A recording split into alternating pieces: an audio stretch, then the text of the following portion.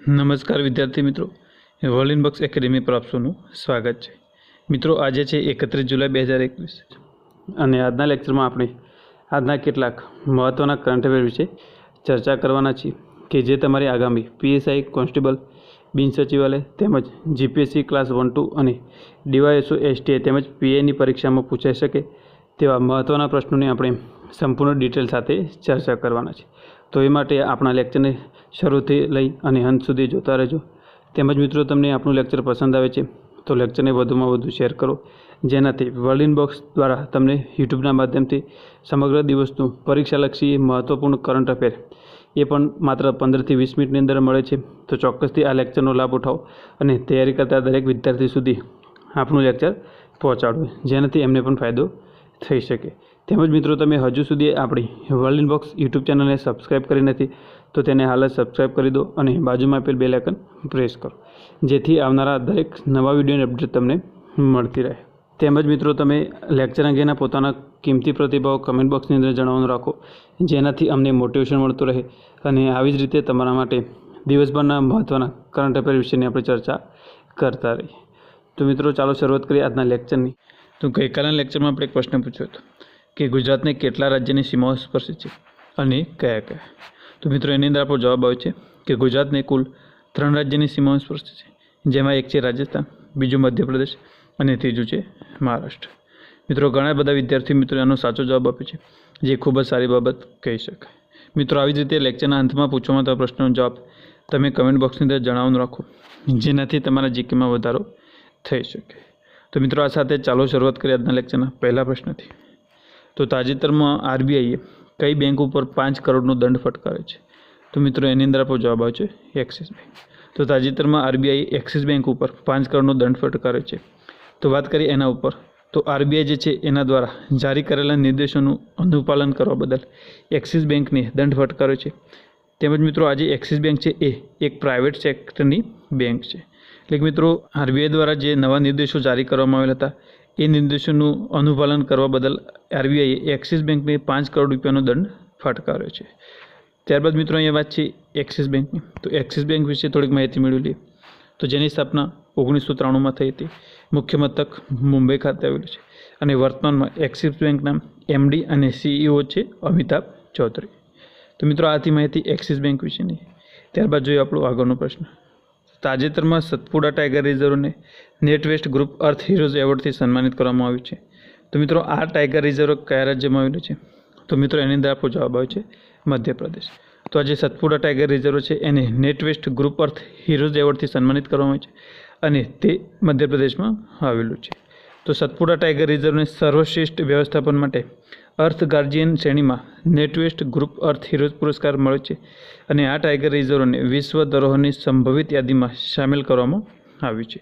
એટલે કે મિત્રો આજે મધ્યપ્રદેશનું સતપુડા ટાઈગર રિઝર્વ છે તેને સર્વશ્રેષ્ઠ વ્યવસ્થાપન માટે અર્થ ગાર્જિયન શ્રેણીમાં નેટ વેસ્ટ ગ્રુપ અર્થ હીરોઝ પુરસ્કાર મળ્યો છે અને આ ટાઈગર રિઝર્વ જે છે એને વિશ્વ ધરોહરની સંભવિત યાદીમાં સામેલ કરવામાં આવ્યું છે। તેમજ મિત્રો વાત કરીએ તો સતપુડા ટાઈગર રિઝર્વ એ મધ્યપ્રદેશના હોશંગાબાદ જિલ્લામાં આવેલું છે અને જે લગભગ 21 અને 30 વર્ગ કિલોમીટરમાં ફેલાયેલું છે। તો મિત્રો અહીંયા વાત છે મધ્યપ્રદેશની। તો મધ્યપ્રદેશ સંબંધિત તાજેતરના કરંટ અફેર વિશે ચર્ચા કરીએ। તો એનિમિયા મુક્ત ભારત ઇન્ડેક્સ 2020-21 મુજબ ભારતમાં પ્રથમ નંબર આવ્યું છે। તેમજ વાત કરીએ તો વૃક્ષારોપણને પ્રોત્સાહન આપવા માટે અંકુર યોજના લોન્ચ કરવામાં આવી છે। ફ્રન્ટલાઇન હેલ્થ વર્કર્સ માટે કોરોના વોરિયર્સ યોજના શરૂ કરવામાં આવી છે। ગ્રામીણ ક્ષેત્રોમાં રહેઠાણની સુવિધા માટે મિશન ગ્રામોદય લોન્ચ કરવામાં આવે છે। તેમજ મહિલાઓના સશક્તિકરણ માટે પંખ યોજના શરૂ કરવામાં આવે છે। આ સિવાય મધ્યપ્રદેશના બાંધવગઢ રિઝર્વમાં દેશની પહેલી હોટ એર બલૂન સફારી પણ શરૂ કરવામાં આવી છે। તો મિત્રો આ હતા મધ્યપ્રદેશ સંબંધિત તાજેતરના કરંટ અફેર। ત્યારબાદ વાત કરીએ મધ્યપ્રદેશના સ્ટેટિક જીકે વિશે। તો રાજ્ય પ્રાણી બારાસિંગા છે, રાજ્ય પક્ષી શાહબુલબુલ, રાજ્ય વૃક્ષ વડ છે, રાજ્ય ફૂલ સફેદ લીલી, રાજ્ય પાક છે સોયાબીન, રાજ્ય રમત મલખમ છે। તેમજ મિત્રો ચારકુલા અને મટકી ડાન્સ મધ્યપ્રદેશના લોકનૃત્ય છે।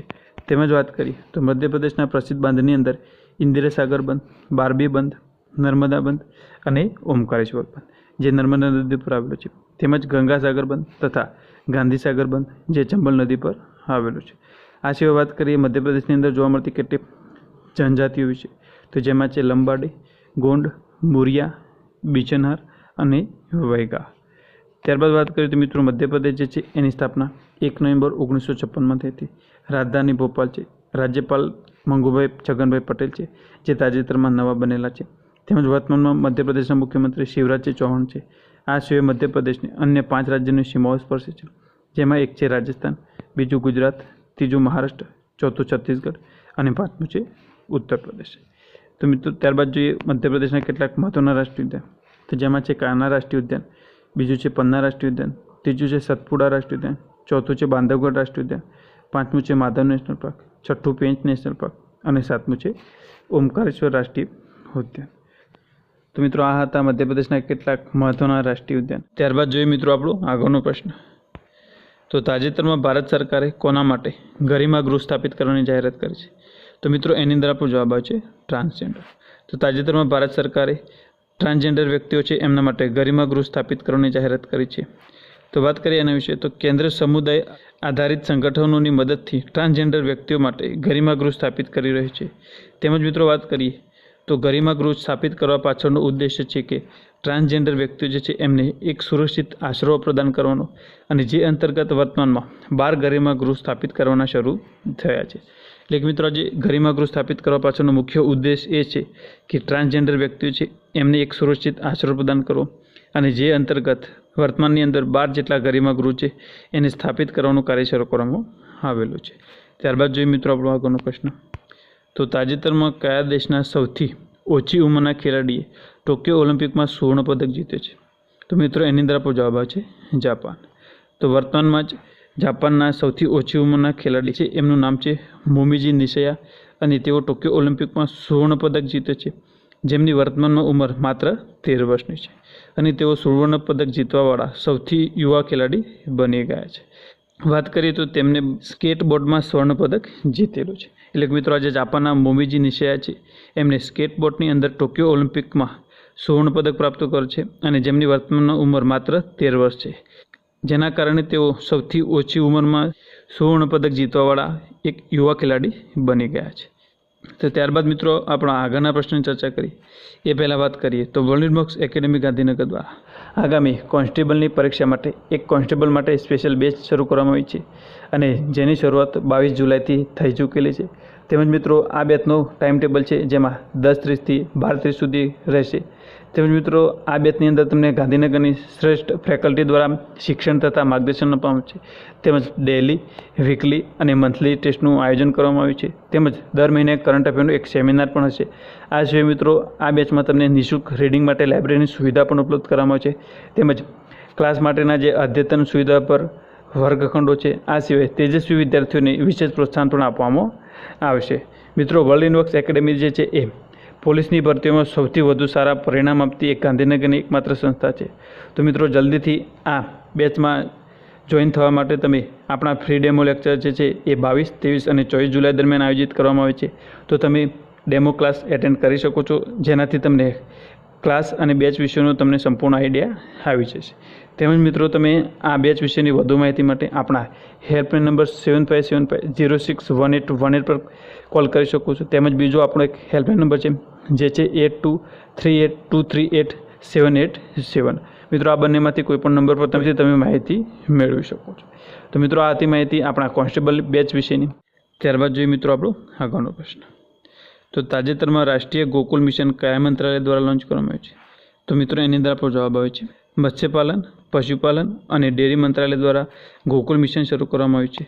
તો પશુપાલનને પ્રોત્સાહન આપવા માટે કેન્દ્ર સરકારના મત્સ્યપાલન તેમજ પશુપાલન અને ડેરી મંત્રાલય દ્વારા રાષ્ટ્રીય ગોકુલ મિશન શરૂ કરવામાં આવ્યું છે, અને આ મિશનનો મુખ્ય ઉદ્દેશ સ્વદેશી પશુઓ જે છે એમના જાતોનો વિકાસ તેમજ તેમનું સંરક્ષણ કરવાનો છે. એટલે કે મિત્રો આજે ગોકુલ મિશન શરૂ કરવામાં આવ્યું છે એનો ઉદ્દેશ પશુપાલનને પ્રોત્સાહન આપવું, અને આ મિશન અંતર્ગત સ્વદેશી પશુઓ જે છે એમની જાતોના વિકાસ તેમજ તેમનું સંરક્ષણ કરવાનું છે. ત્યારબાદ મિત્રો જોઈએ આગળનો પ્રશ્ન. તો તાજેતરમાં કઈ કંપનીએ ઇન્ટ્રીસિંક નામની એક નવી રોબોટિક્સ કંપની ખોલવાની જાહેરાત કરી છે? તો મિત્રો એની અંદર આપણો જવાબ આવે છે આલ્ફાબેટ.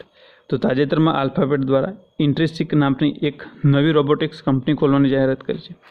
તો આલ્ફાબેટ જે છે એમને ઇન્ટ્રીસિંક નામની એક નવી રોબોટિક કંપની લોન્ચ કરશે અને ઇન્ટ્રીસિંક જે છે એ એક ઔદ્યોગિક રોબોટના ઉપયોગમાં આસાની તેમજ ઓછા ખર્ચાળ અને વધુ લચીલા બનાવવા માટેના ઉદ્દેશ્ય સાથે એક સોફ્ટવેર ટૂલ વિકસિત કરી રહ્યો છે. એટલે મિત્રો આ જે આલ્ફાબેટ છે એ ઔદ્યોગિક રોબોટના ઉપયોગમાં આસાની તેમજ ઓછા ખર્ચાળ અને વધુ લચીલા બનાવવા માટેના ઉદ્દેશ્ય સાથે એક સોફ્ટવેર ટૂલ જે છે એને વિકસિત કરી રહ્યો છે.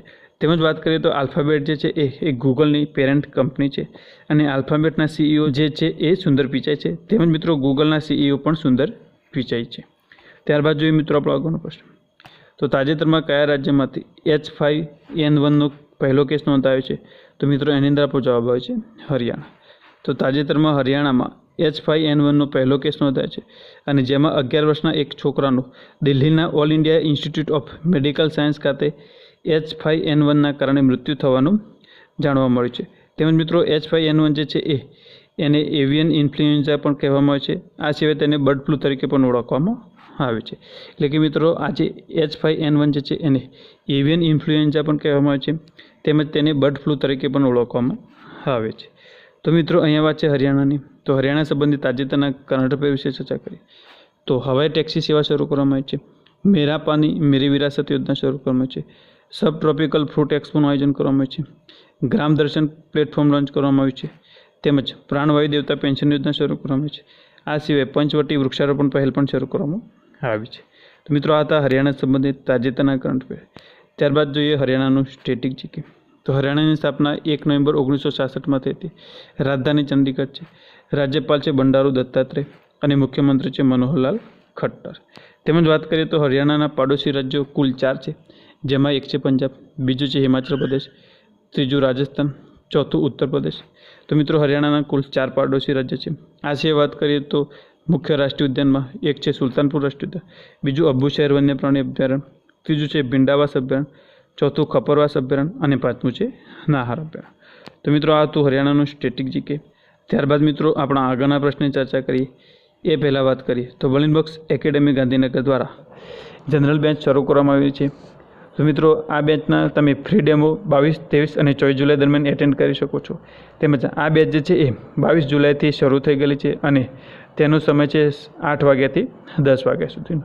મિત્રો આ બેચની અંદર તમને ગાંધીનગરની સર્વશ્રેષ્ઠ ફેકલ્ટી ટીમ દ્વારા શિક્ષણ તેમજ માર્ગદર્શન આપવામાં આવે છે. તેમજ વર્લિન બક્સ પ્રકાશનના કુલ 11 જેટલા પુસ્તકો તેમજ મંથલી મેગેઝિન એના 6 અદ્યતન અંક તમને આપવામાં આવશે. તેમજ ડેલી, વીકલી અને મંથલી ટેસ્ટનું આયોજન પણ કરવામાં આવ્યું છે. આ સિવાય દર મહિને એક કરંટ અફેરનો સેમિનાર પણ હશે. તેમજ રીડિંગ માટે તમને નિઃશુલ્ક લાઇબ્રેરી સુવિધા પણ ઉપલબ્ધ કરવામાં આવે છે. તેમજ અદ્યતન સુવિધાસભર વર્ગખંડો છે અને જે તેજસ્વી વિદ્યાર્થીઓ છે એમને વિશેષ પ્રોત્સાહન પણ આપવામાં આવશે. તો મિત્રો આ જનરલ બેચ વિશે વધુ માહિતી માટે તમે આપણા હેલ્પલાઇન નંબર 7575061818 પર કોલ કરીને માહિતી મેળવી શકો છો. તો મિત્રો આથી માહિતી આપણા વર્લિન બક્સ દ્વારા શરૂ કરવામાં આવેલ જનરલ બેચ વિશે. ત્યારબાદ જોઈએ મિત્રો આપણો આગળનો પ્રશ્ન. તો તાજેતરમાં જો બાઇડને કયા દેશમાં અમેરિકી યુદ્ધ અભ્યાસ સમાપ્ત કરવાની જાહેરાત કરી છે? તો મિત્રો એની અંદર આપણો જવાબ આવે છે ઈરાન. તો તાજેતરમાં જો બાઇડન જે છે અમેરિકાના રાષ્ટ્રપતિ એમના દ્વારા અમેરિકી યુદ્ધ અભ્યાસ જે છે એ ઈરાકમાં ચાલી રહ્યા હતા એને સમાપ્ત કરવાની જાહેરાત કરી છે. ત્યારબાદ જોઈએ આગળનો પ્રશ્ન. તો તાજેતરમાં ચર્ચામાં રહેલું ન્યુક્લિયર ફૂટબોલ કયા દેશથી સંબંધિત છે? તો મિત્રો એની અંદર પણ આપણો જવાબ આવે છે અમેરિકા. તો તાજેતરમાં ચર્ચામાં રહેલું ન્યુક્લિયર ફૂટબોલ જે છે એ અમેરિકાથી સંબંધિત છે. ત્યારબાદ આગળનો પ્રશ્ન. તો રાષ્ટ્રીય મહિલા ઓનલાઈન ચેસનું ટાઇટલ કોણે જીત્યું છે? તો મિત્રો એની અંદર આપણો જવાબ આવે છે વસંતિકા અગ્રવાલ. તો આજે વસંતિકા અગ્રવાલ જે છે એમને ઓનલાઈન ચેસનું ટાઇટલ જીત્યું છે. ત્યારબાદ જોઈએ આગળનો પ્રશ્ન. તો તાજેતરમાં લેબનાનના નવા પ્રધાનમંત્રી કોણ બન્યા છે? તો મિત્રો એની અંદર આપણો જવાબ આવે છે નજીબ મિકાતી. તો નજીબ મિકાતી જે છે એ લેબનાનના નવા પ્રધાનમંત્રી બન્યા છે. ત્યારબાદ જોઈએ આગળનો પ્રશ્ન. તો તાજેતરમાં ચર્ચામાં રહેલ ચાઇના રૂમ નામનું પુસ્તક કોણે લખ્યું છે?